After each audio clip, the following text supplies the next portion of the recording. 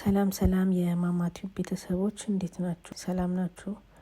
ዛሬ አንድ ማር ገዝቻለሁና እሱን ማር ትክክለኛነቱን ወይንም ደግሞ የተቀላቀለ መሆኑን ቼክ እናደርጋለን። እንደምታውቁት ትክክለኛ ማር ከባዕድ ነገር ከተቀላቀለበት የምናውቅበት የተለያዩ ሚንስ አለ። የተለያዩ ቼክ የምናደርጋቸው ነገሮች አሉና ዛሬ አንዱን መንገድ አብሬ ከእናንተ ጋር ቼክ ማድረግ ፈልጌ ነው። ስለዚህ አንድ ቁጥቁጥ ያለች ሳህን አዘጋጅና ትንሽ ማር አድርግበታለሁ። አታብዙት፣ ጊዜ ትንሽ ስለሚፈልግ በጣም ሲበዛ ይሄንን ቼክ የምታደርጉበት መንገድ ትንሽ ጊዜ ስለሚፈጅባችሁ ትንሽ እችን ታክል ነው ማር የምታደርጉት። ቼክ ለማድረግ ነው ንጹህነቱን። እችን ታክል እናደርግና ማርን ትክክለኛነት የምናውቅበት የተለያዩ መንገዶች አሉ።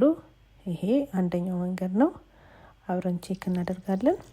ከዛ ትንሽ ውሃ እናደርግበታለን። ትንሽ ውሃ እናደርግበትና እንደዚህ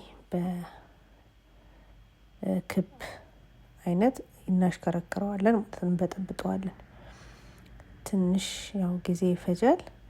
ነገር ግን ከሌሎቹ ደግሞ በጣም አሪፉ ማርን ቼክ የምታደርጉበት አሪፉ መንገድ ነው። ስለዚህ እንደዚህ ያደረግን ቼክ እናደርገዋለን።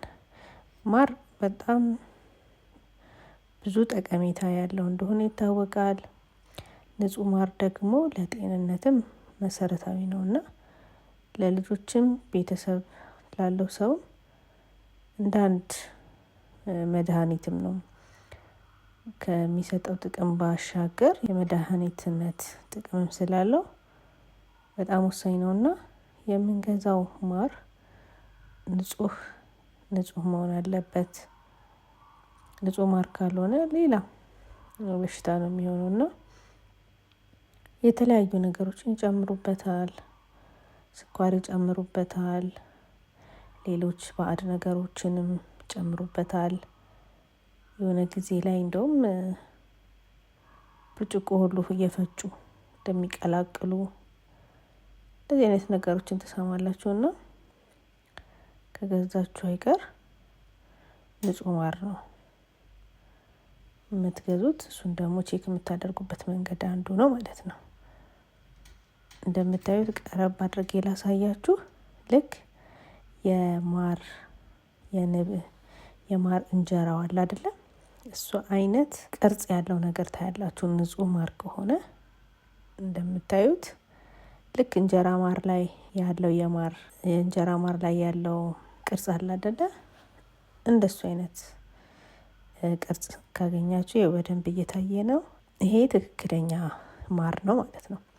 ትክክለኛ ማር ያልሆነ እንደዚህ አይነት ቅርጽ አይዝም። የተዘበራረቀ አይነት ነው የሚሆነው እንደዚህ ስታሽከረክሩት እንጂ እንደዚህ አይነት የንብ እንጀራ ላይ ያለው አይነት ቅርጽ አይዝም። በዛ ላይ ንጹህ ማር ካልሆነ ቶሎ ነው የሚቀላቀለው ከውሃ ጋር ቶሎ ነው የሚሟሟው። እንደዚህ ጊዜም ብዙም አይፈጅባችሁ። አንደኛው ሌላው የምታውቁበት። ይሄ ግን ንጹህ ማር ስለሆነ ትንሽ ጊዜም ይፈልጋል። በዛ ላይ ዋናው ደግሞ እንደዚህ እንደምታዩት የእንጀራዋን ማር ቅርጽ ይይዛል ማለት ነው። ስለዚህ የምትገዙትን ማር እንደዚህ አድርጋችሁ ንጹህ ማር መሆኑን የተቀላቀለ መሆኑን መለየት ትችላላችሁ ማለት ነው። የዛሬ ቪዲዮ ይሄንን ይመስላል። በቀጣይ በሌላ ቪዲዮ እንገናኛለን። ወዳችኋለሁ። ቻው።